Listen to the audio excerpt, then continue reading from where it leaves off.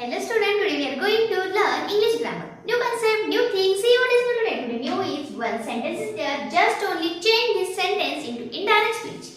पहा, या indirect speech मध्ये कसं कन्वर्ट करायचं? He told me good morning. वाचलं की कळतं की ह्यांनी विश केलं. ओके? चला मग पाहूया. He told me.